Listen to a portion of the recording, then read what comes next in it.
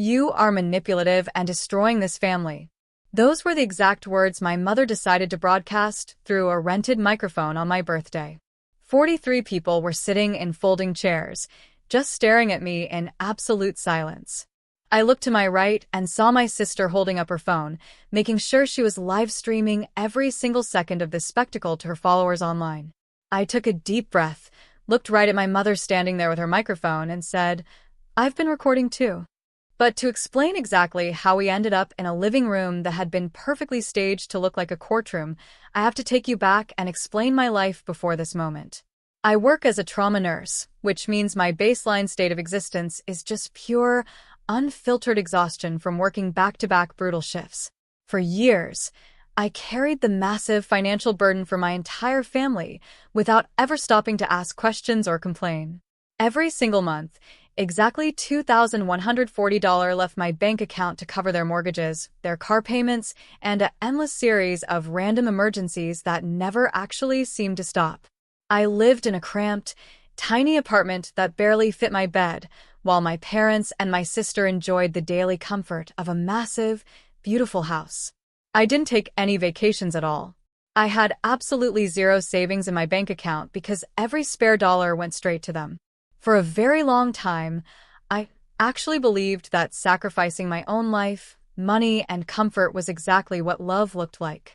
Our family dynamic was incredibly predictable, and it was always put on full display during our mandatory Sunday dinners. Every Sunday, I went out and bought all the groceries, cooked the entire heavy meal from scratch, and scrubbed the kitchen clean afterward while my family sat around relaxing in the living room. No one ever said thank you. My physical labor and the money I spent just went completely unnoticed by everyone in the room. Meanwhile, my sister would get showered with intense praise for the most trivial, basic things imaginable. I remember one Sunday specifically when I tried to share some really good news about a promotion I had finally earned at the hospital after years of hard work. My mom immediately dismissed it, totally ignoring my achievement and changing the subject back to my sister almost instantly. During that same dinner, my mom casually mentioned my grandmother's vintage jewelry, hinting very clearly that she had misplaced a very valuable piece that belonged to our family. The favoritism wasn't even hidden behind closed doors. It was right there out in the open for the entire audience to see clearly. The major turning point happened on a random afternoon when I stopped by their house unannounced to drop off some groceries they had demanded I buy for them. I walked quietly in through the garage and immediately heard voices coming from the living room. I stopped dead in the hallway when I realized they were talking about me. I stood there completely still, holding the grocery bags, and overheard their entire plot to stage an elaborate intervention. "Her birthday is perfect," my mom said, sounding genuinely excited about the idea. "We need public accountability," my stepfather added, aggressively agreeing with the plan. "She's trapped either way," my sister laughed out loud.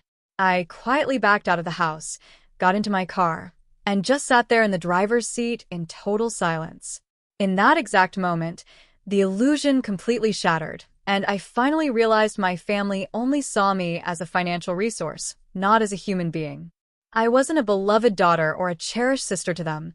I was just a walking ATM that they were trying to control and manipulate for their own benefit. I didn't storm back inside and confront them. Instead, I called a very good friend of mine who works as an attorney to ask for legal advice. He listened to what happened and immediately explained the concept of a one-party consent state to me. Because of the specific laws where we live, he told me that as long as I am a direct participant in the conversation, I can legally record it without telling the other people involved. He strongly advised me to start treating my phone like an insurance policy to protect myself from whatever they were planning. The stakes were suddenly very clear to me. They were planning to openly attack my reputation and potentially ruin my hard-earned career. So, I started recording absolutely everything.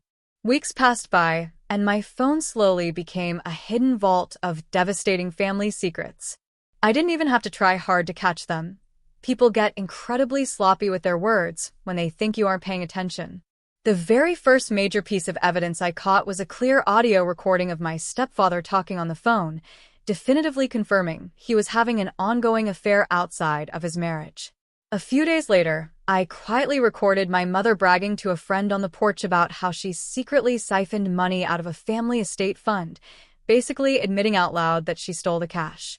Then came the harsh recording of my sister complaining bitterly about her husband, admitting she completely hated him and was only staying in the marriage for the comfortable lifestyle he provided. And finally, I managed to get clear audio of them detailing their exact, step-by-step plan for my upcoming birthday intervention. Each new recording I saved to my phone escalated the intense level of betrayal I felt. At first, my emotional reaction was just pure shock, which quickly turned into an intense, burning anger, and then eventually settled into a deep, heavy grief. I never actually wanted to find these horrible things out about my own flesh and blood. I told my attorney friend, I wasn't looking for secrets. I was honestly just trying to protect myself from being ambushed. But listening to those tapes late at night made me realize that my entire family wore carefully constructed masks. Nothing about their lives, their morals, or their harsh judgment of me was actually real. Something fundamental inside me shifted permanently during those long weeks of gathering evidence. I officially stopped being their blind protector and financial provider, and I became a silent witness to their toxic reality. The stakes reached a terrifying new level when I found out exactly who my mother had invited to this birthday ambush. She hadn't just invited our extended family and folks from our church circle. She actually went out of her way to invite my direct supervisor from the hospital and a representative from our human resources department. When I learned that piece of information, the reality of the situation hit me like a freight train. They weren't just trying to publicly humiliate me in front of our relatives to get more money out of me. They were actively trying to cause permanent professional damage to my nursing career. They wanted a complete and total collapse of my social standing and my professional reputation, so I would have nothing left but them. My primary goal immediately changed. It wasn't just about surviving the night anymore. It was about getting out of that house with the truth entirely intact and my career completely safe. I met up with my attorney friend again to map out a strict, flawless strategy for the night of the intervention. We established a set of unbreakable rules I had to follow no matter how much they provoked me. Rule number 1, I had to enter the house completely calmly, without showing any fear, anxiety, or anger. Rule number 2, I had to sit there quietly and let them speak fully, allowing them to dig their own graves in front of their carefully chosen audience. Rule number 3, once they were done talking, I would calmly request to take the conversation into a private room to discuss it like mature adults. Rule number 4, if they refused my request for privacy, and we both knew they absolutely would because they desperately wanted a public spectacle, I would take out my phone and play the recordings for everyone in the room to hear. My friend called this the fourth door metaphor. If toxic people block every reasonable exit available to you, you just build your own door and walk right through it. Before the big night arrived, I needed to ground myself emotionally, so I drove out to visit my grandmother at her assisted living facility. She has always been my emotional anchor in a family that never really cared about me. While we were sitting together in her small room, she looked at my wrist and asked about her missing vintage jewelry, specifically a beautiful bracelet she had passed down. I didn't have the heart to tell her the ugly truth about my mother stealing it just yet. But as I was packing up to leave, my grandmother grabbed my hand tightly and looked me right in the eye. She told me, "Remember who raised you on Saturdays." She was the one who actually taught me right from wrong when my parents were too busy and self-absorbed to care. That simple, powerful sentence gave me the profound emotional grounding and the absolute moral permission I needed to go through with my plan. The night before my birthday, I sat completely alone in my dark, tiny apartment. I put my headphones on, closed my eyes, and listened to the recordings one last time. I replayed every single audio file. The disgusting affair, the stolen estate money, my sister's completely fake marriage, and their cruel, calculated plot to destroy my life. As the final audio track ended, a cold, hard realization settled over me. Tomorrow, my own family was going to put me on trial in front of everyone I knew and worked with. But they had absolutely no idea I was bringing all the evidence. I need to explain exactly how I started the process of gathering the evidence against my family. After I overheard their initial plot to ambush me, I went straight to my friend who works as an attorney. We met at a cheap, quiet diner near the hospital, so I could explain the entire situation to him. He listened to my story and immediately brought up the legal concept of a one-party consent state. He explained that because of the specific laws in our state, as long as I am a participating party in a conversation, or if I am physically present and clearly able to hear a conversation happening in a shared space, I am legally allowed to record it. I absolutely did not need to inform anyone else in the room that I was recording them. He told me that my phone was now my best insurance policy against whatever public attack my family was planning. He made it very clear that my professional reputation and my nursing career were strictly on the line. The very next day, I downloaded a specialized voice recording app that runs silently in the background of my phone, even when the screen is totally locked. I started bringing my phone with me everywhere in my parents' house, keeping it in my shirt pocket or holding it casually in my hand whenever I was around them. The active process of gathering evidence actually took several weeks, and the secrets I uncovered escalated the level of betrayal I felt every single time. The first major piece of evidence practically fell right into my lap on a Tuesday evening. My mother had demanded I come over after my exhausting 12-hour nursing shift to fix their internet router. While I was in the living room rebooting the machine, I saw my stepfather step out onto the back patio to take a phone call. The glass door was cracked open just enough for me to hear him. I immediately hit the record button on my phone and stood perfectly still by the curtains. I captured a crystal-clear audio recording of him speaking to his mistress. He was making explicit plans to meet up with her at a hotel and complaining loudly about my mother. Getting this recording on tape was my first real taste of the massive divide between the perfect image my family projected and the actual reality of their lives. A few days after that, I caught my mother. It was a Sunday afternoon, and I was in their kitchen chopping vegetables for a large meal she had demanded I cook. She was sitting in the adjacent dining room having a few drinks with her closest friend. They assumed I wasn't paying any attention to their conversation because the kitchen sink was running. I dried my hands, started my recording app, and just stood silently near the doorway. I recorded my mother openly bragging about how she had secretly siphoned money out of a family estate fund. I listened to her completely admit that she stole the cash that was legally supposed to be divided among other relatives, laughing about how easy it was to hide the paper trail from everyone else. My hands were visibly shaking as I saved that specific audio file to my phone. Then came the recording of my sister. She came over to my cramped, tiny apartment one evening specifically to complain about her life, which was a very normal occurrence. I set my phone face down on the small kitchen table with the recorder running before I even opened the front door. For 45 minutes, she sat in my apartment and complained bitterly about her husband. Finally, she admitted directly into my hidden microphone that she completely hated him. She stated very clearly that she was only staying in the marriage because she liked the comfortable, expensive lifestyle his income provided for her. She laughed and called him clueless. I just sat there nodding and letting her speak, capturing every single word of her fake marriage on tape. The final and most important recording I secured was the exact details of their intervention plan. I was dropping off dry cleaning at their house when I heard my mother, stepfather, and sister sitting in the living room finalizing the guest list for my birthday party. I stayed hidden in the front hallway with my phone recording everything. That was the exact moment the stakes of this situation raised to a terrifying new level. I recorded my mother confirming that she had successfully invited my direct supervisor from the hospital and a representative from our human resources department. I realized right then that this wasn't just about humiliating me in front of our church friends and relatives. They were actively trying to cause permanent professional damage to my career. They wanted a total collapse of my social reputation, so I would be completely dependent on them forever. The emotional conflict I went through during those weeks of recording was incredibly heavy. At first, my immediate reaction was pure shock, which quickly turned into a deep, aggressive anger, and then finally settled into a profound grief. I sat in my car crying multiple times because I never actually wanted to find these things out. I remember calling my attorney friend and telling him, I wasn't looking for secrets. I was just trying to protect myself. But listening to those raw audio files forced me to realize that my entire family wore carefully constructed masks.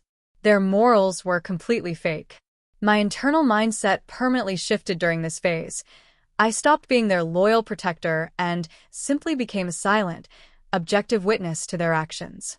My new primary goal was simply to survive the night of the intervention with my truth intact and my nursing career protected. With all the evidence securely backed up on multiple digital drives, I met with my attorney friend one last time to finalize my strategy for the party. We established a strict set of rules I had to follow. First, I had to enter the house calmly. Second, I had to let them speak fully and make their accusations without interrupting them. Third, I would calmly request a private talk to discuss the issues. Finally, if they refused my request for privacy, which we knew they would, I would play the recordings loudly for the entire room to hear.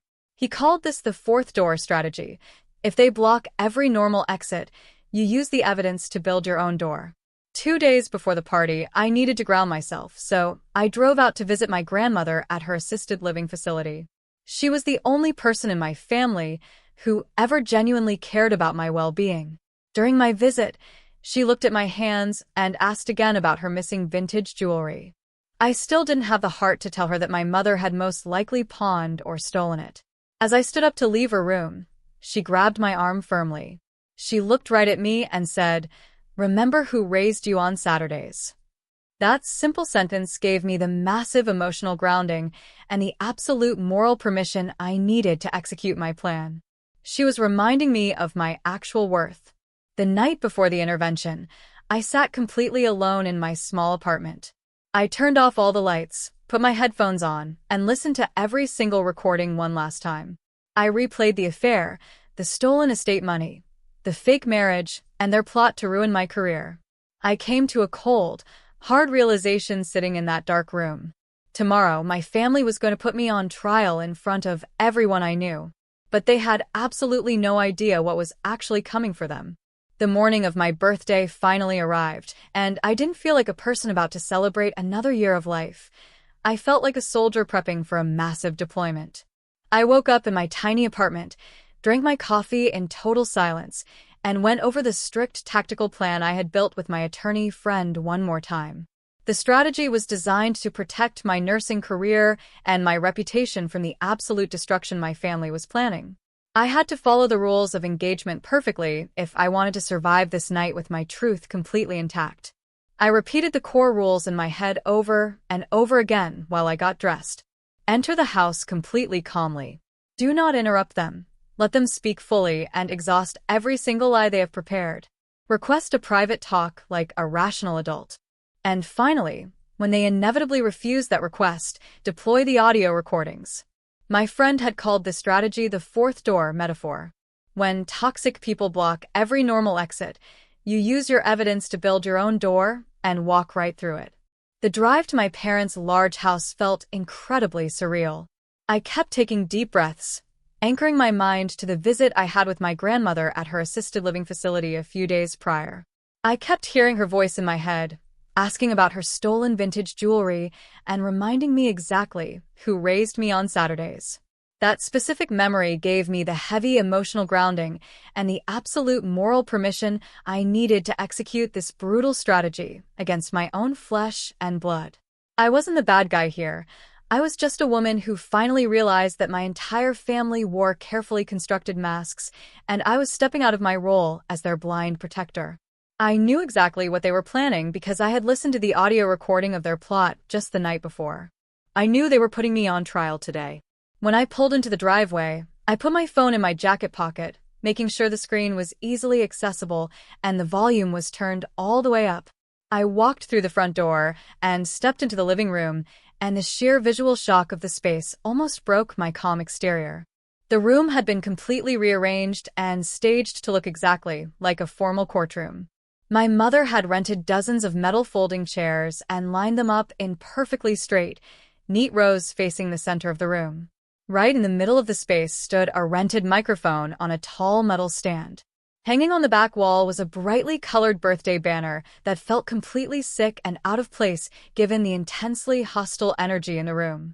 To my right, my sister was aggressively adjusting a tall ring light and a tripod, making absolutely sure her live streaming setup was perfectly angled to capture my face. I stood in the entryway and tactically scanned the audience. There were exactly 43 people sitting in those folding chairs.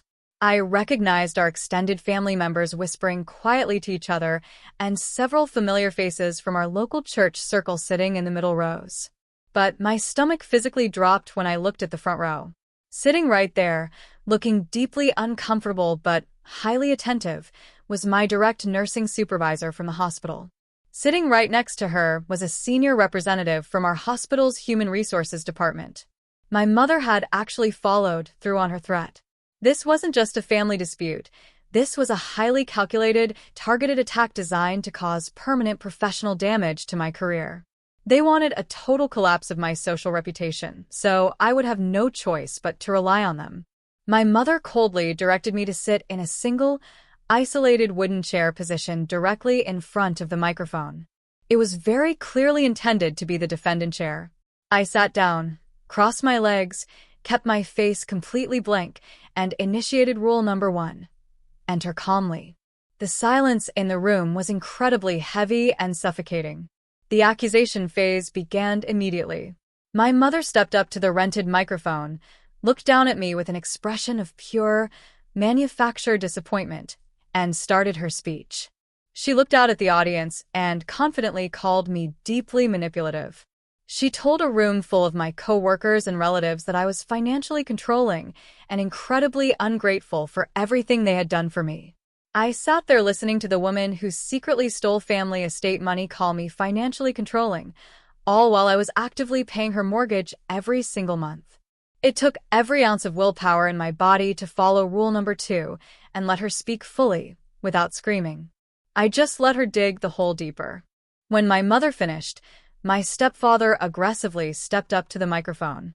He wasn't just speaking off the cuff, he was holding a thick, printed dossier of papers. He literally started reading off a meticulously documented list of my childhood sins and every minor mistake I had ever made since I was a teenager.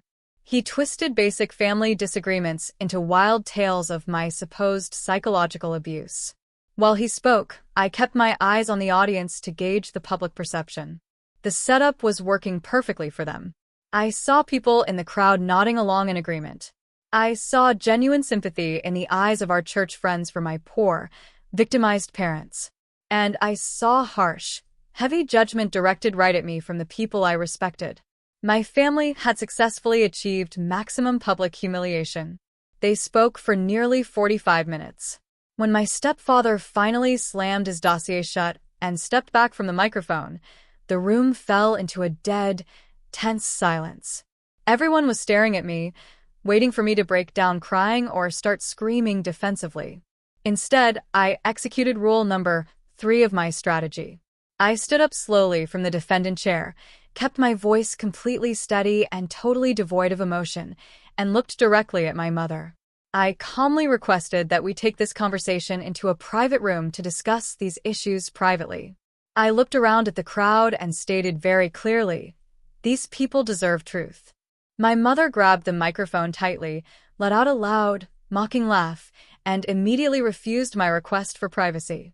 She practically yelled into the mic that there would be no more secrets in this family, demanding that I answer for my behavior right there in front of everyone. That exact refusal was the trigger point I had been waiting for all night. They had officially blocked the last normal exit available to me. I reached into my jacket pocket, pulled out my phone, and prepared to build my own door. My mother gripped the rented microphone so tightly her knuckles turned white. She looked down at me and loudly refused my request to take the conversation into a private room. She actually yelled into the microphone that there would be absolutely no more secrets in this family, demanding that I sit there and answer for my supposed bad behavior right in front of the 43 people she had invited. She wanted a public show, and she wanted me completely broken. I nodded slowly. I reached into my jacket pocket and pulled out my phone. I unlocked the screen and opened the hidden folder where I had stored all the audio files. I stood up from the single wooden defendant chair they had placed me in. I walked right up to my mother, grabbed the heavy metal microphone stand, and tilted the microphone down toward my hands. I looked directly into my mother's eyes and said the exact words that changed the entire trajectory of my life. I've been recording too. The entire living room fell into an absolute, suffocating silence. You could have heard a pin drop on the hardwood floor. I selected the first audio file, turned my phone volume to the absolute maximum, and hit play. The speaker activated instantly, and my stepfather's voice blasted through the rented sound system for the entire room to hear. It was the recording of him standing on the back patio, talking on the phone to his mistress. The audio was incredibly clear. Everyone in the room heard him explicitly finalizing plans to meet up at a hotel. They heard him loudly complaining about my mother and talking about how much he preferred this other woman. The immediate chaos in the room was explosive. People gasped out loud. My mother literally dropped her hands to her sides, her jaw unhinged in total shock. I watched my parents' entire marriage fracture right there in front of the folding chairs. My stepfather's face went completely red, and he started stuttering, trying to yell over the recording that it was fake or taken out of context. But the witnesses in the audience were in total shock. They had just spent 45 minutes listening to this man read from a printed dossier about my supposed moral failings, only to hear him get exposed as a cheating liar seconds later. Before my stepfather could even attempt to grab the microphone away from me, I quickly loaded the second file and hit play. This time, my mother's own voice echoed loudly through the room. It was the recording I had taken in the kitchen while she was drinking with her friend. The audio detailed exactly how she had systematically siphoned money out of the family estate fund. The entire room listened to her openly admit to financial betrayal, laughing about how easy it was to steal the cash and hide the paper trail from the rest of the family. I looked away from my mother and watched the faces of my extended family members sitting in the middle rows. These were the exact aunts, uncles, and cousins that the estate money legally belonged to. The initial shock in the room instantly turned into pure, aggressive family outrage. One of my aunts stood up from her folding chair and started screaming at my mother, demanding to know where her money was. My mother's carefully constructed image and her credibility collapsed completely in a matter of seconds. She tried to speak, but she had absolutely no defense against her own voice explicitly detailing a crime. My sister suddenly abandoned her ring light and rushed forward to try and stop me. I didn't back down. I hit play on the third file. It was my sister's voice, loud and clear, sitting at the table in my cramped apartment complaining about her life. The entire audience heard her state clearly that she completely hated her husband and was only staying in the marriage because she liked the expensive lifestyle his income provided for her. She even called him clueless on the tape. I immediately looked over at her husband, who was sitting in the third row. His reaction was the most intense part of the night. He didn't yell, he didn't throw anything, and he didn't make a scene. He just stood up slowly with a completely blank, devastated expression on his face. He turned around and exited the house silently. He just walked right out the front door without saying a single word to her. My sister's marriage was destroyed live in front of everyone. She panicked, realizing her entire life had just unraveled, and scrambled frantically back to her phone to stop the live stream. She aggressively tapped the screen, shutting down the broadcast that had just exposed her fake marriage to all of her online followers. The living room was now in absolute pandemonium. Relatives were shouting, my mother was crying, and my stepfather was pacing nervously near the front door. But I wasn't done yet. I still needed to clear my professional name and protect my nursing career. I looked directly at my nursing supervisor and the HR representative, who were sitting completely frozen in the front row. I hit play on the fourth and final file. It was the recording of my mother, stepfather, and sister sitting in the living room planning this exact intervention plot. The audience heard my mother confirm that she invited my boss specifically to ruin my professional reputation. They heard my sister laughing about how I would be trapped.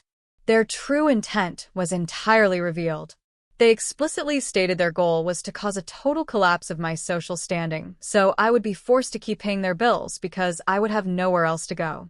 I watched the faces of my supervisor and the HR representative shift from severe concern to absolute disgust directed at my family. The public perception in the room flipped instantly. The sympathy that our church friends and my coworkers had felt for my family just minutes earlier completely vanished. The people who had been nodding along with the accusations were now staring at my family with clear contempt. I was completely vindicated. The truth was finally out in the open, and it proved exactly who the manipulative ones really were. I stood tall, put my phone safely back into my jacket pocket, and looked at my mother, my stepfather, and my sister.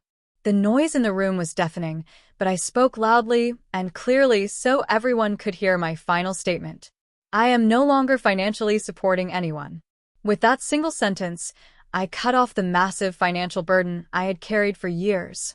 I officially stopped paying their mortgages, their car loans, and their endless emergencies. The power shift was complete. I was no longer their blind protector or their walking ATM. I had used their own microphone to expose their carefully constructed masks, and I had finally taken my own life back. The living room was a complete disaster zone of my family's own making. After I looked right at them and announced that I was officially done being their financial safety net, the silence that followed was incredibly heavy and final. I didn't bother looking at my mother or my sister, who were still standing near the rented audio equipment in absolute shock. Instead, I kept my eyes locked directly on the front row of folding chairs, right where my nursing supervisor and the human resources representative from my hospital were sitting. They were the entire reason I had to execute this brutal, calculated strategy in the first place. My family had explicitly invited them to my birthday party to trigger a complete and total collapse of my professional and social reputation. But after hearing the undeniable audio proof of my family's actual plot, the expressions on my colleagues' faces had completely transformed. The harsh judgment they held at the beginning of the intervention was entirely gone, replaced by a stunned, quiet realization of the toxic trap they had just been dragged into.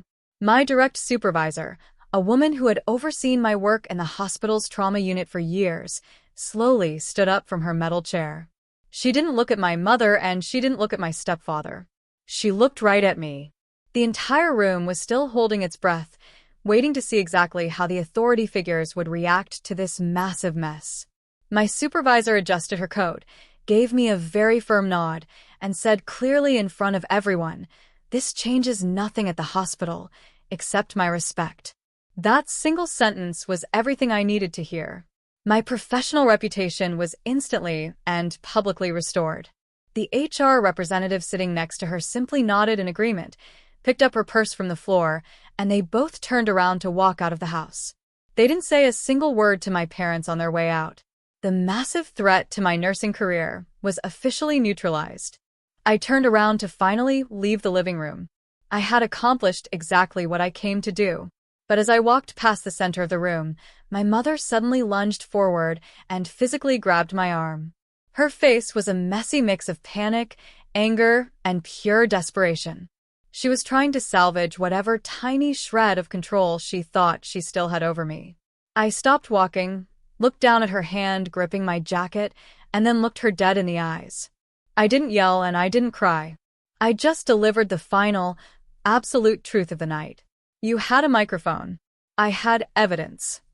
I pulled my arm firmly out of her grip, turned my back on her, and walked straight out the front door.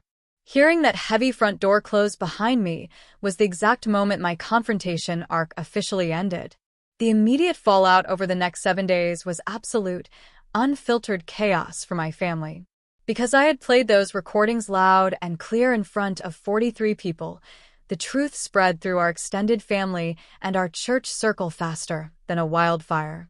Within the very first week, my stepfather packed his bags and left the house. The audio of him planning a hotel meetup with his mistress was simply too undeniable, and their marriage completely fractured. My sister's situation wasn't any better. Her husband, who had silently walked out during the party, immediately initiated a legal separation. He couldn't stay with someone who was caught on tape admitting she hated him and only wanted his money. Meanwhile, the aunt who had been sitting in the audience aggressively spread the word about the stolen estate money, which resulted in my mother facing complete and total social isolation. Nobody wanted anything to do with her anymore. But for me, that first week was all about cutting the financial ties for good. On Monday morning, I woke up early in my cramped apartment, made a pot of coffee, and sat down at my small kitchen table with my laptop. I logged directly into my online banking portal. For years, I had watched my hard-earned nursing salary drain out of my account to fund their comfortable lives. Now, I systematically went through and canceled every single scheduled payment. I deleted the bank transfer for my parents' mortgage. I canceled the automatic payments for my sister's car loan. It was a massive, incredibly profound moment of symbolic freedom. For the first time in my adult life, I looked at my account balance and realized the money was actually going to stay there. I was no longer bleeding cash to keep toxic people comfortable. Of course, they didn't just let me walk away quietly. Later that week, my phone started ringing endlessly. When I finally decided to answer, it was exactly what I expected. My mother called me, completely trapped in a deep state of denial. She refused to acknowledge the stolen money or the manipulative plot, instead trying to gaslight me into thinking I had overreacted to a normal family gathering. 10 minutes later, my sister called, aggressively shifting all the blame onto me. She actually screamed at me, claiming I was the sole reason her marriage was falling apart, completely ignoring the fact that it was her own recorded words that destroyed her relationship. I didn't argue with either of them. I didn't defend my actions or try to explain my side again. I just established incredibly calm, firm boundaries and ended the calls immediately. The real test came when I had to return to the hospital for my next set of trauma shifts. I was honestly a little anxious walking through the sliding glass doors, wondering if the intense drama from the weekend had leaked into the nurse's station. But the career resolution was better than I could have ever hoped for. My supervisor pulled me into her office before my shift started, not to reprimand me, but to check on my mental well-being. She told me that the HR department had completely dropped any internal review my mother had tried to initiate. The social narrative at my workplace had been entirely corrected. No one viewed me as an ungrateful, manipulative daughter anymore. They saw me as a dedicated nurse who had survived a massive, targeted attack by her own family. The respect I had at the hospital wasn't just completely intact. My supervisor's trust in me had actually increased significantly. She saw firsthand how I handled an incredibly volatile, high-pressure situation with cold, hard facts and total emotional control. That's exactly the kind of person you want working in a high-stakes trauma unit. I walked out of her office, put my scrubs on, and started my shift with a feeling I hadn't experienced in years. Pure, unburdened focus. I didn't have to worry about picking up extra overtime to cover someone else's emergency. I didn't have to stress about my phone ringing with a new financial demand. I had survived the trial they set up for me, and I walked away with my career, my money, and my absolute truth entirely secured. The first few months after I completely cut off my family were an exercise in quiet healing and reclaiming my own identity. For my entire adult life, my baseline state of existence was pure exhaustion from working as a trauma nurse, combined with the heavy pressure of paying everyone else's bills. I had honestly believed that sacrificing my own comfort and giving all my money away was exactly what duty and love looked like. Now, I had to figure out how to live for myself. The very first step in that massive transition was my actual financial recovery. When my first full paycheck hit my bank account after the disastrous birthday intervention, I just sat on my bed in my cramped apartment and stared at the numbers on my phone screen. For years, I had watched exactly $2,140 automatically vanish every single month to cover my parents' massive mortgage and my sister's expensive car payments. This time, the money just stayed there.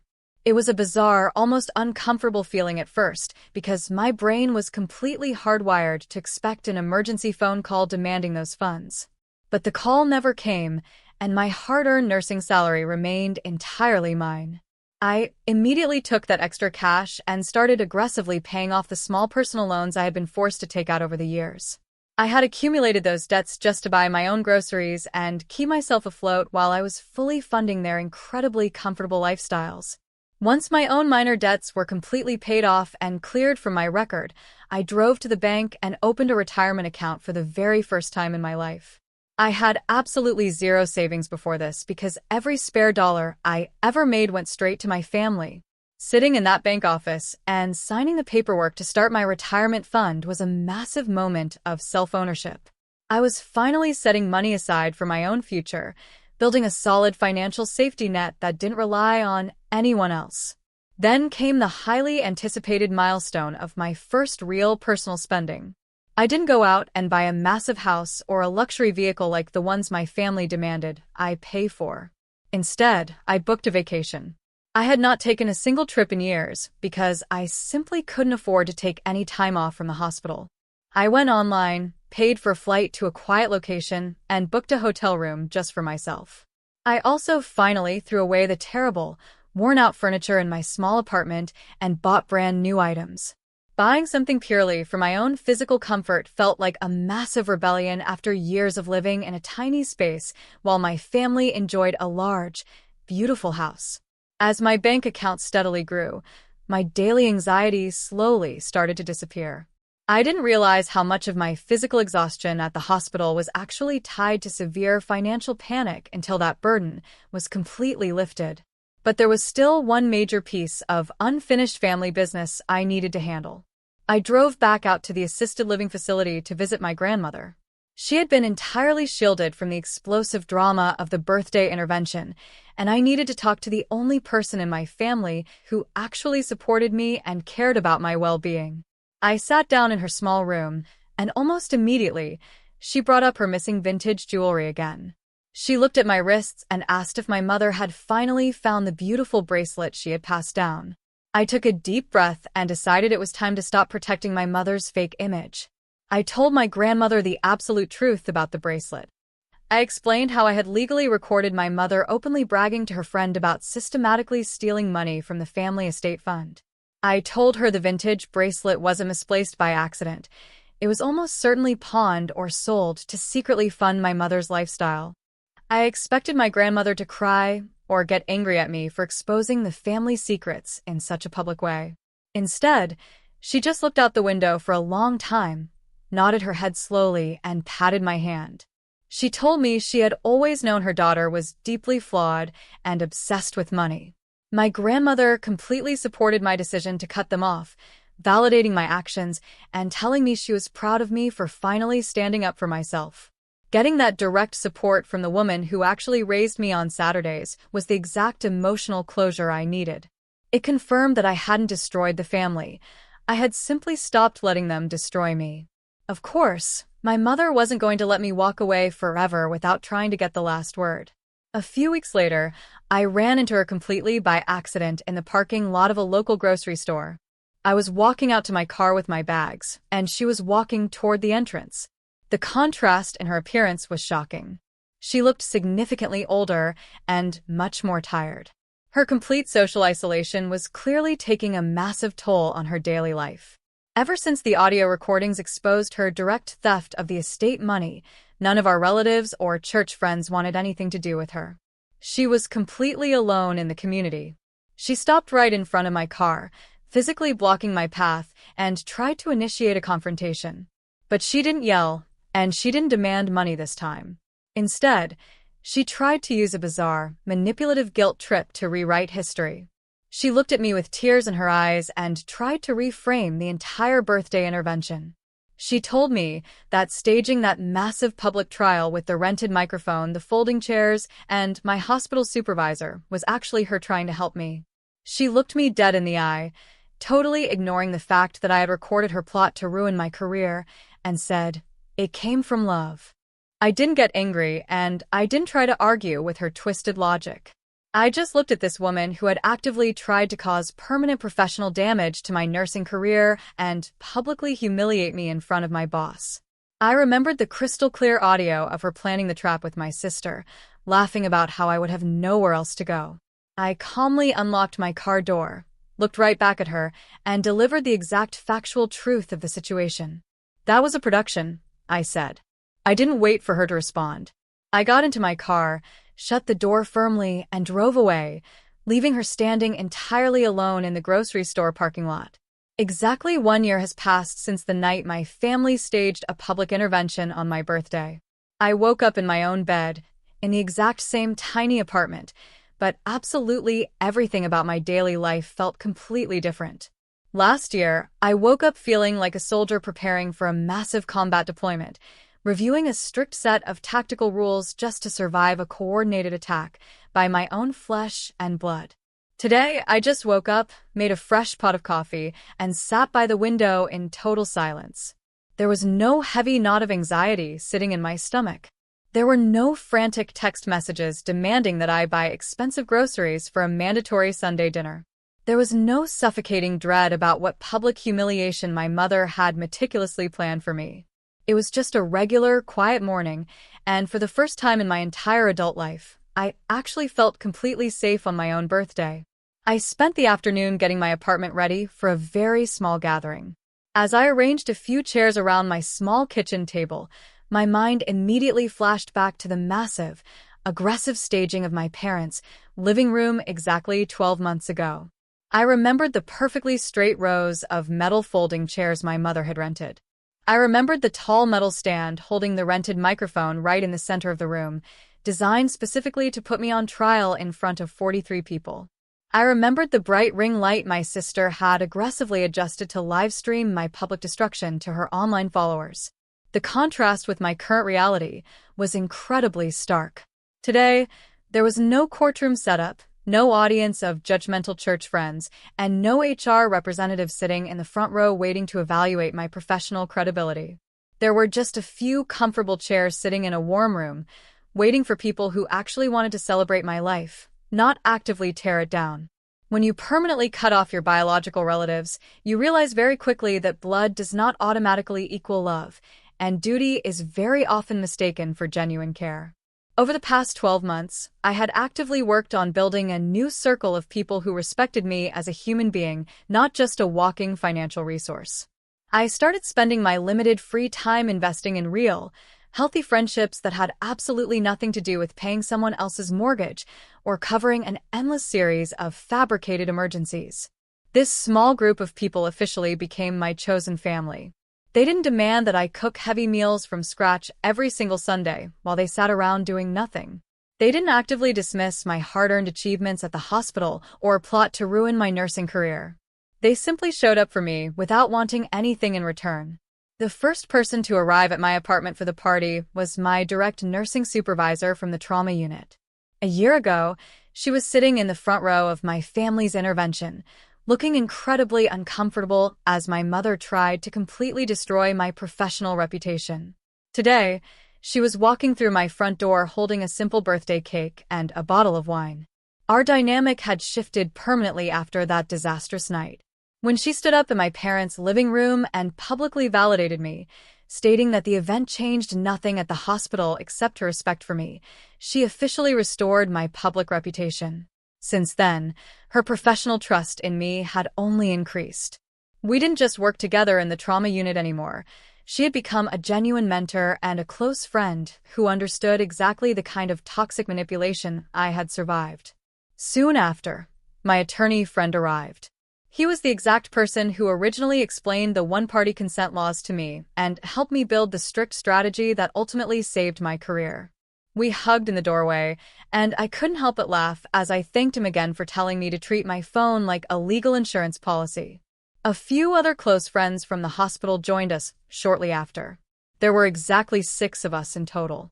It was a very small gathering, but the energy in the room was entirely peaceful. We ordered a bunch of takeout food, poured some drinks, and just sat around my living room talking and laughing. No one was holding a thick, printed dossier filled with my childhood mistakes. No one was stepping up to a microphone to loudly call me manipulative or financially controlling. It was just a normal, perfectly healthy birthday celebration. As the evening went on, I sat back in my chair and just observed the peaceful celebration happening inside my home.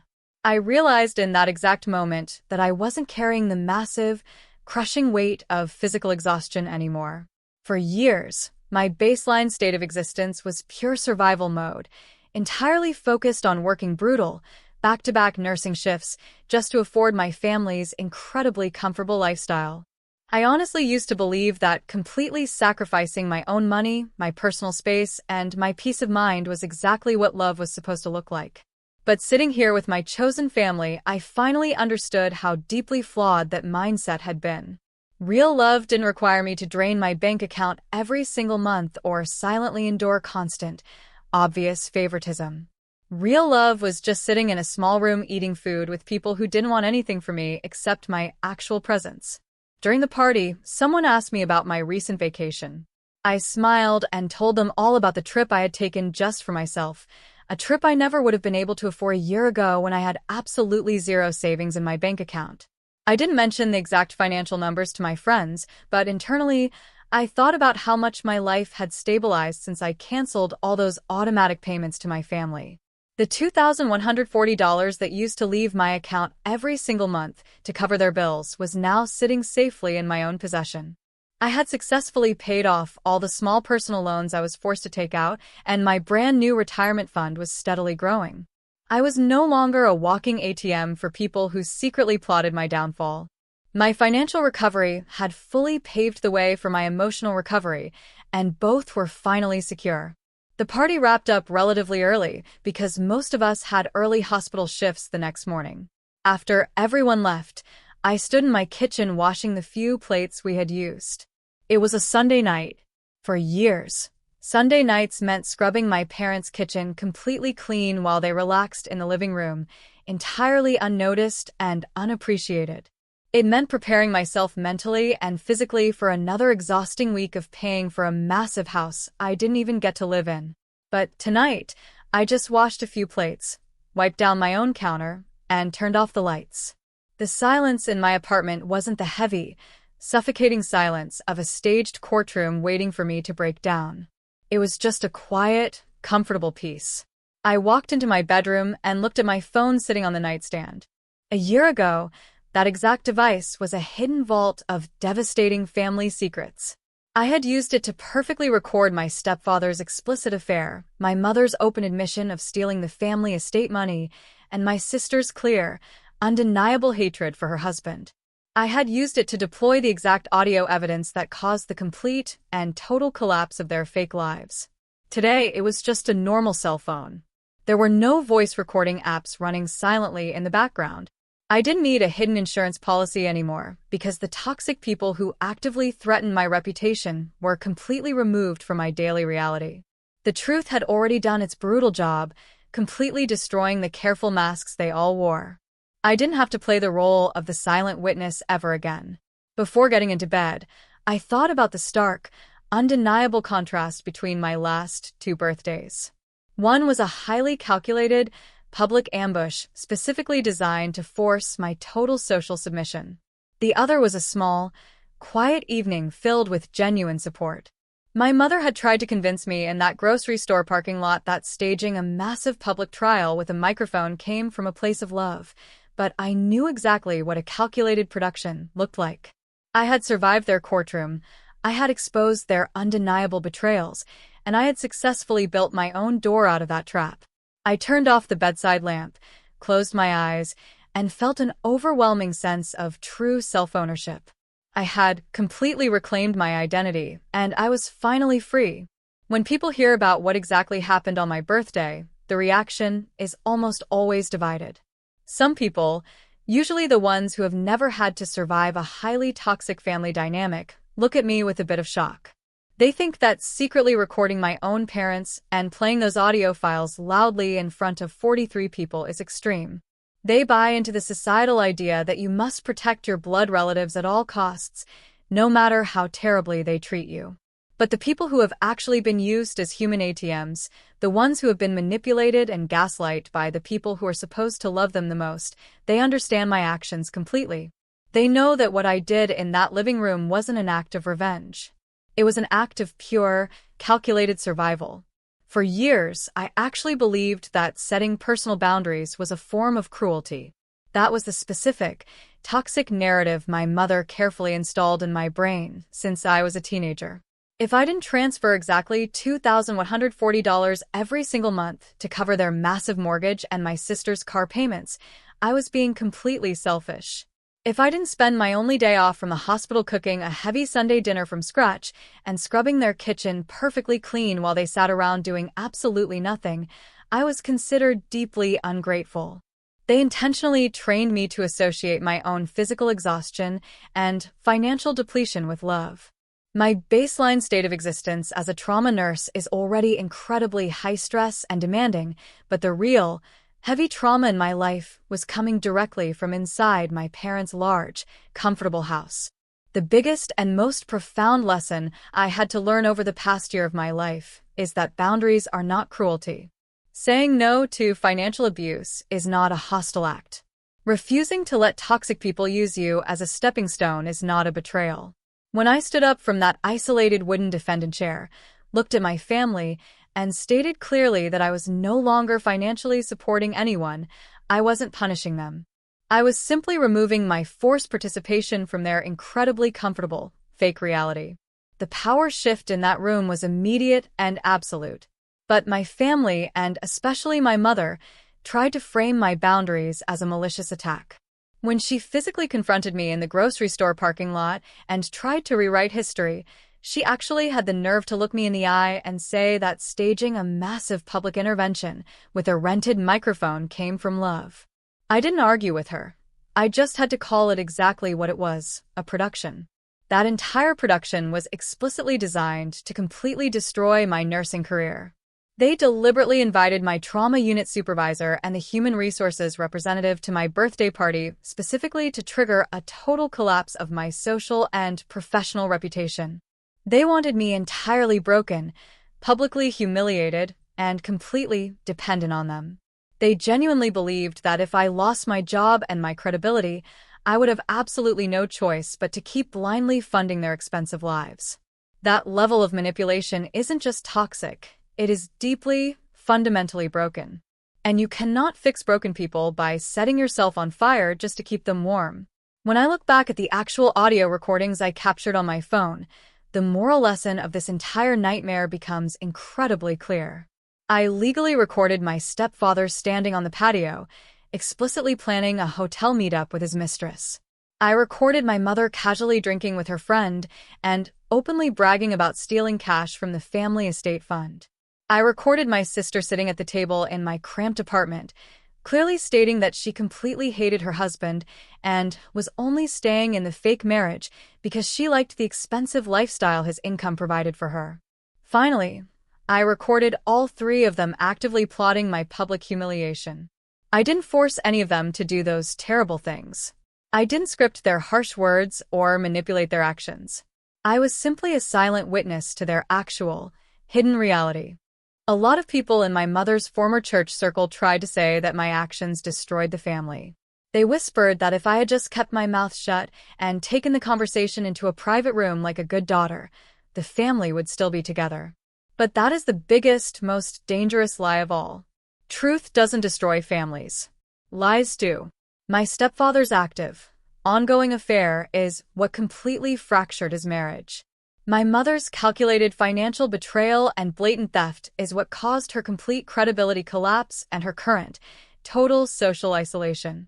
My sister's undeniable, recorded hatred for her husband is what caused him to stand up, walk out of the house silently, and legally separate from her. The rot was already there, eating away at the foundation of their perfectly staged lives. I didn't introduce the poison into the house. I just turned on the bright lights so everyone could finally see it. Healing from this intense level of family betrayal is a quiet, ongoing process. True freedom is finding absolute comfort in the silence of my own apartment instead of always waiting for the next frantic phone call demanding money. It is looking at my growing retirement account and knowing my future is entirely secure because my personal loans are completely paid off. It is taking a vacation just for myself without feeling a single drop of guilt. It is sitting in the assisted living facility with my grandmother, the only person who actually raised me on Saturdays, and knowing she fully supports my decision to walk away from the toxicity after I told her the truth about her stolen vintage bracelet. It is walking into the hospital for my nursing shift, completely unburdened, knowing my supervisor respects me more now than she ever did before because I handled an explosive, targeted attack with cold, hard facts. My public reputation wasn't just restored that night, it was permanently fortified. I used to spend a lot of time alone in my car feeling immense grief over the family I thought I had. But the heavy emotional conflict and the deep sadness I felt during those stressful weeks of gathering evidence have entirely vanished. I have fully reclaimed my own identity. I am no longer the blind protector, the walking ATM, or the compliant, quiet daughter sitting in the defendant chair. I am a woman who built her own door out of a trap using the absolute truth. If there is one final thing I want people to deeply understand about surviving an environment completely built on manipulation and carefully constructed masks, it is this. You do not owe your sanity to people who are actively trying to destroy it. You do not owe your hard-earned money to people who secretly despise you.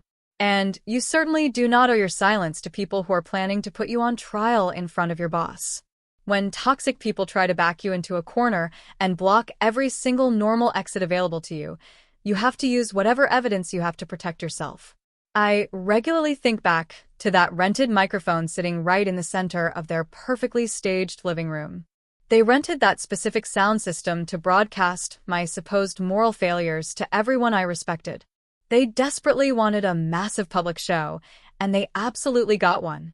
But the narrative didn't go the way they planned because they vastly underestimated my will to survive. They thought I would break down crying, but I came completely prepared. I didn't destroy my family. The truth did. I just gave it a microphone.